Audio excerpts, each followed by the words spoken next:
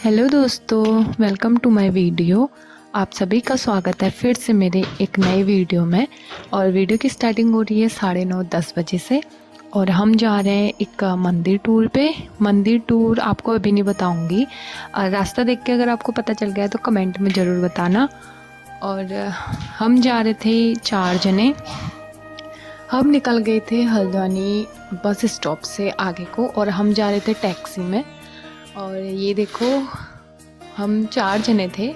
मैं, दीपा, कोमल और भावना। भावना का आज बर्थडे था, तो उसी के उपलक्ष्य में हम वहाँ जा रहे थे मंदिर में। और वो कहते हैं ना, प्लान हम नहीं, प्लान वो खुद बनाते हैं। तो हमारा ऐसा कोई प्लान नहीं था। शाम तक सुबह भावना का कॉल आया और भावना ने कहा कि मंदिर चल रहे हो। तो हमने पहले सोचा कि नहीं यार, मंदिर मतलब ना तो नहीं बोलते हैं, लेकिन अपनी थोड़ी सी सिचुएशन देख के हमने मना कर दिया। मतलब मना तो क्या किया, हमने कहा तुम लोग जाओ। फिर उसने कहा कि यार सब कुछ मतलब मैंने वो कर रखा है, व्यवस्था कर रखी है उस चीज़ों की, तो चलो घूम के आएंगे। तो फिर मना कौन करता, हम दोनों हो गए तैयार और निकल पड़े। और मौसम कुछ ऐसा हो रखा था, घर से एक बार बारिश आ रही थी सुबह, और फिर दिन में जब हम ऊपर पहुँचे तो धूप आ गई थी, लेकिन ऊपर का मौसम बहुत ठंडा वाला था सच में। और यहाँ से व्यू इतना अच्छा आ रहा था, आप देख सकते हो। वाओ, इस व्यू को देख के तो मन कर रहा था गाड़ी रोक के बस यहीं पे खड़े हो जाए 2 मिनट। चाहे इंसान रहने के लिए कहीं भी चले जाए, कहीं भी बाहर शहरों में चले जाए, सुकून तो अपने पहाड़ों में ही आता है। ये तो हर किसी को रिलेट करती होगी ये बात। और जैसे ही हम पहाड़ों से मतलब पहाड़ों की ओर आते जा रहे थे, उतना मन को सुकून मिल रहा था। पता नहीं क्यों, जो धूल भरी ज़िंदगी और बहुत गर्मी होती है वो शहर तरफ को ज़्यादा होती है। हमारे पहाड़ों साइड को तो बस ठंडी हवा और एकदम नेचुरल चीज़ें फील होती है। और इन्हीं वादियों की थोड़ी थोड़ी क्लिप शूट करते हुए हम आगे को बढ़ते रहे।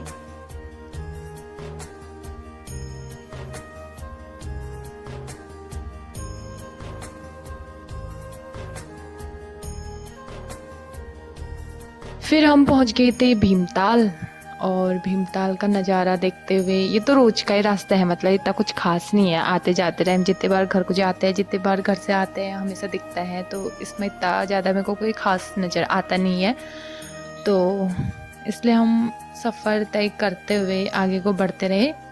और उसके बाद जो जाम स्टार्ट हुआ भाई साहब, इतना खतरनाक तगड़ा वाला जाम हुआ। हम कम से कम आधे 1 घंटे तक उस जाम में फंसे रहे। थोड़ा सा छोटा था लेकिन बहुत लंबा, मतलब छोटा सा जाम था लेकिन बहुत देर रख गए थे वहाँ पे। दोस्तों, जितनी चीज़ें हम देख के जाते हैं, जो चीज़ हम फील करके जाते हैं, उतनी चीज़ें हम कैच नहीं कर पाते ना अपने फ़ोन में। उतनी चीज़ें ना हम दिखा पाते हैं। तो वहाँ का मौसम एकदम चेंज होते जा रहा था। 2 मिनट में धूप, 2 मिनट में बारिश वाला मौसम। और ये एक गांव था, कौन सा गांव था वो पता नहीं, भवाली से पहले लगता था। तो जो भी गांव था उसका थोड़ा सा दृश्य दिख रहा था, मेरे को अच्छा लगा, तो उसका मैंने एक क्लिप ले ली। ट्रैफिक पार करने के बाद हम आगे को बढ़ते गए।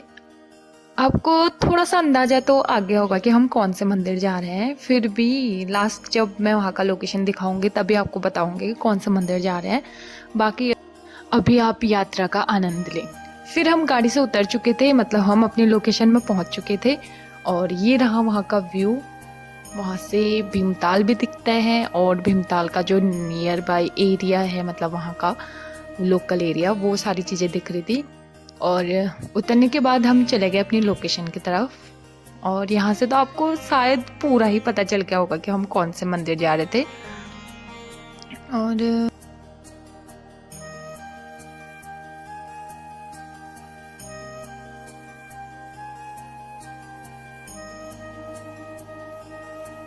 दोस्तों, आज मैं और दीपा बाई मिस्टेक गलती से सेम कलर के कपड़े पहन के चले गए और हमें एक फ़ोटो खींचने का टाइम भी नहीं मिला भगवान।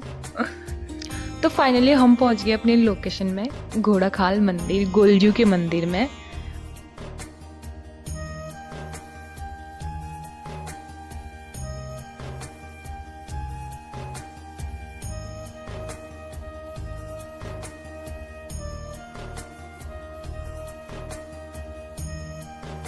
सो दोस्तों, यहाँ की भीड़ देख के आपको अंदाज़ा तो आ ही गया होगा कि आज मतलब कितनी ज़्यादा लोग आए थे वहाँ, कितने ज़्यादा श्रद्धालु, कितने ज़्यादा भक्त आए थे वहाँ। मैं आज टोटल मिला के चौथी बार आई हूँ यहाँ, और चौथी बार में से सबसे ज़्यादा जो भीड़ हो रखी थी वो आज थी। मतलब इतनी ज़्यादा और इतनी लंबी लाइन, भगवान जी, हमें तो लगा कि हम मतलब 3 बजे से पहले तो हम पार करने वाले नहीं हैं आज। फिर भी टू बिलीव हम भरोसा रख के वहाँ पे खड़े हो गए खुद पे।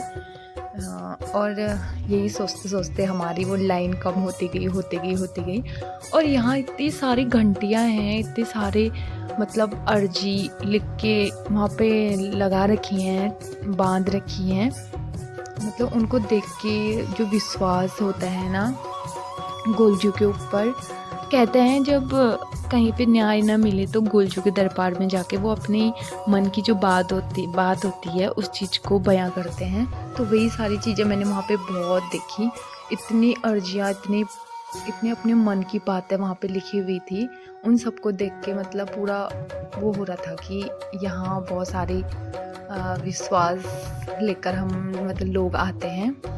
और बहुत सारे मंदिर थे, और जितनी भीड़ हो रखी थी उस हिसाब से वहाँ पे सिस्टम बना रखा था कि ऐसे घूम के पूरी लंबी लाइन लगा के मेन मंदिर जाएंगे। फिर उसके बाद जो बाकियों के मंदिर होते हैं, मतलब जो गोलजू का मेन मंदिर था वहाँ पे वैसे जाएंगे, और फिर और जगह हम बिना लाइन में लगे भी जा सकते थे।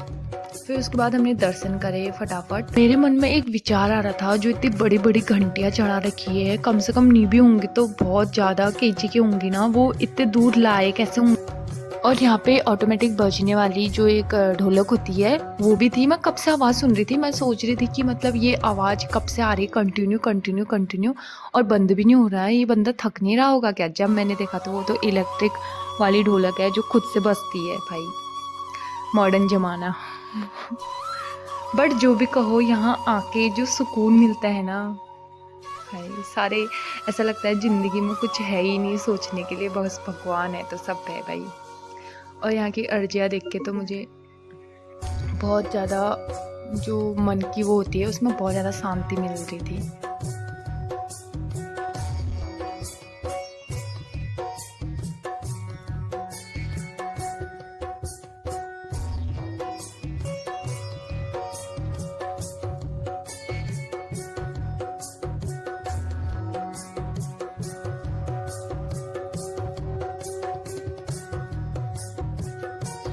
और सारे देवी देवताओं के दर्शन करने के बाद हमने भी अपनी मन की अर्जी लिखी और उसको एक चुनरी में बांध के वहाँ किसी घंटे में अटैच कर दी। वहाँ बहुत सारी घंटियों के साथ भी अपनी अर्जियाँ अटैच करी थी। अब पता नहीं वो अपनी मन्नत पूरी होने के बाद करते हैं या पहले करते हैं, वो तो तुम्हारी श्रद्धा पे डिपेंड करता है ना।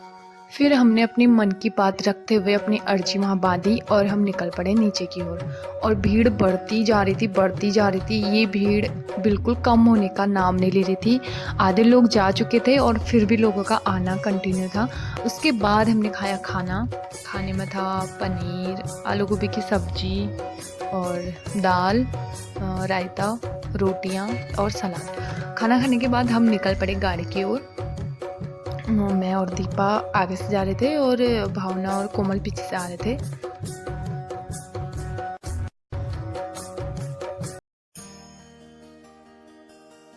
वही रास्ते और गानों का आनंद लेते हुए हमने सफ़र फिर से स्टार्ट करा और चले गए अपने घर की ओर। और फिर हमने एक जगह पे स्टॉप लिया और वहाँ पे हमने रायता और पकौड़े खाई, क्योंकि खाना भी ज़रूरी है। जाते टाइम हमारा फास्ट था मंदिर के लिए, तो हमने कुछ नहीं खाया था और आते टाइम हमें भूख लग रही थी, तो पहले हमने खाना खाया, फिर उसके बाद यहाँ पे पकौड़ा और रायता खाया। और रूम में पहुँचने से पहले हमने सबसे पहले सस्ता सा डेकोरेशन करा, क्योंकि हम सस्ते वाले डेकोरेटर हैं। तो गाइस यहाँ पे बर्थडे गर्ल तैयार हो रही है, ये देख सकते हो आप उसके हाल। 2 मिनट में चमक जाती हो।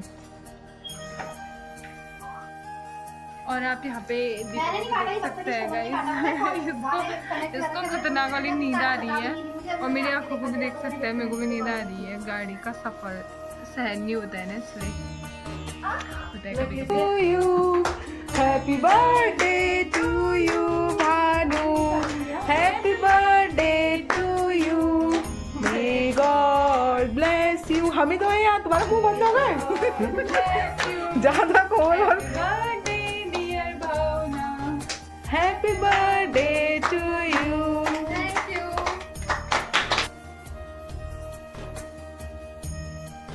फिर थोड़ी फ़ोटो फाटो लेने के बाद हमने एंजॉय करा, थोड़ा पार्टी, केक से खाया पिया और चले गए अपने घर को, क्योंकि भाई रात बहुत हो गई थी, 9:30 हो गए थे शायद हमें घर जाते हुए।